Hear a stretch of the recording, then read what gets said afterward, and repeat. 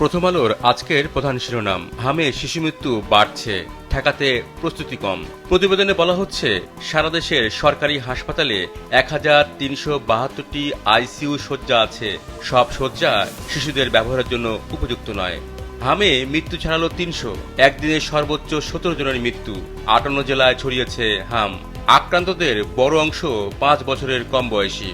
হামের পরিস্থিতি নিয়ে প্রথম আলোর আরেকটি শিরোনাম, হাম নিয়ে অন্তর্বর্তী সরকারকে সতর্ক করেছিল ইউনিসেফ। ভারতে পশ্চিমবঙ্গে নির্বাচন নিয়ে প্রথম আলোর শিরোনাম, পশ্চিমবঙ্গ বিজেপির, হারলেন মমতাও। বাংলাদেশের পাশে ভারতের রাজ্য ত্রিপুরা ও আসামে বিজেপি ক্ষমতায়, মেঘালয়েও তাদের জোট। এবার পশ্চিমবঙ্গেও বিজেপির শাসন। যুক্তরাষ্ট্র বাংলাদেশ বাণিজ্য চুক্তি নিয়ে প্রথম আলোর আরেকটি শিরোনাম, বাণিজ্য চুক্তিতে বাংলাদেশের লাভ সামান্য, ক্ষতি বেশি। এই চুক্তিতে বাংলাদেশের রাজস্ব, নীতি স্বাধীনতা ও দর কষাকষির ক্ষমতা কমবে, বিপরীতে যুক্তরাষ্ট্রের বাণিজ্যিক ও কৌশলগত লাভ বাড়বে। প্রথম আলো শেষ পৃষ্ঠার খবর, ভালো উদ্যোগ, খাদ্যমান নিয়ে প্রশ্ন। কিছু এলাকায় পচা বা কাঁচা কলা, নিম্নমানের বানরুটি ও নষ্ট সেদ্ধ ডিম বিতরণের অভিযোগ, খাবারের ধরন পরিবর্তনের চিন্তা।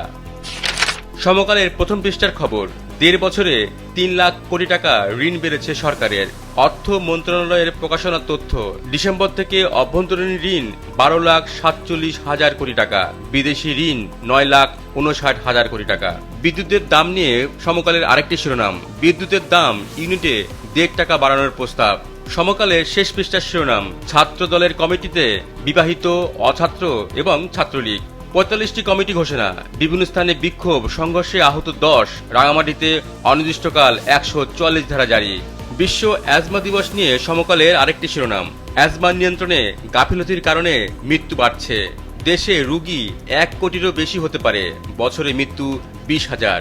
প্রতিরোধমূলক চিকিৎসায় বাঁচাতে পারে জীবন।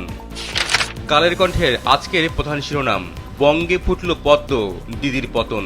পশ্চিমবঙ্গে মমতা যুগের অবসান, তামিলনাড়ুতে সুপারস্টার থালাপতি বিজয়ের চমক, কেরালায় কংগ্রেসের নেতৃত্বাধীন ইউডিএফ এর জয়, আসামে বিজেপির হ্যাটট্রিক, পুদুচেরিতে আবারও ফিরল বিজেপি জোট। কালের কণ্ঠের প্রথম পৃষ্ঠার আরেকটি শিরোনাম, হামে শিশু মৃত্যু 300 ছাড়ালো, একদিনে ঝরে গেল 17 প্রাণ। এ পর্যন্ত মৃত 311 জন, চিকিৎসা নিয়েছে 41,793। পরিস্থিতি মোকাবেলায় সমন্বয়ের ঘাটতি প্রকট। বাংলাদেশের অর্থনীতি পরিস্থিতি নিয়ে কালের কণ্ঠের আরেকটি শিরোনাম, বন্ধ শিল্প কারখানা চালু করতে 40,000 কোটি টাকার তহবিল।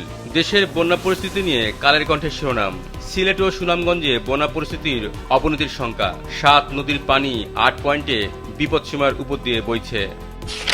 যুগান্তরের প্রথম পৃষ্ঠার শিরোনাম, চাঁদাবাজ নিয়ন্ত্রণে কঠোর সরকার, সরকারের সুনাম ক্ষুণ্ণ হয় এমন কিছু বরদাস্ত করবেন না প্রধানমন্ত্রী। তালিকা করে চাঁদাবাজদের বিরুদ্ধে চলছে অল আউট অ্যাকশন। চাঁদাবাজি মামলার তদন্ত দ্রুত শেষ করতে পুলিশ সদর দপ্তরের নির্দেশ। যুগান্তরের আরেকটি খবর, আওয়ামী লীগ আমলের বেপরোয়া বৈদেশিক ঋণ, ডলার ও সুদের ধাক্কায় ঝুঁকিতে বাংলাদেশ। 4 বছরে ডলারের দাম বেড়েছে 37 টাকা 40 পয়সা। সংরক্ষিত নারী আসন নিয়ে যুগান্তরের শেষ পৃষ্ঠা শিরোনাম, সম্মান থাকলেও নেই ক্ষমতা। এ প্রসঙ্গে বদিউল আলম মজুমদারের একটি বক্তব্য উদ্ধৃতি করা হয়েছে, বর্তমান পদ্ধতিতে নারী আসনের সদস্যদের খুব একটা করণীয় থাকে না। আর ডক্টর স্বাধীন মালিক বলেছেন, নারীদের আসন যেন নিতান্তই আলংকারিক পদে পরিণত না হয়। হাওরের বন্যা পরিস্থিতি নিয়ে যুগান্তরের আরেকটি শিরোনাম, হাওরে উৎসবের মাসে বিষাদ, পিঠাপুলির আয়োজনের বদলে কৃষকের ঘরে ঘরে হাহাকার। হবিগঞ্জ, সুনামগঞ্জ, কিশোরগঞ্জ এবং নেত্রকোনায় তলিয়ে গেছে হাজারো হেক্টর জমির বোরো ধান।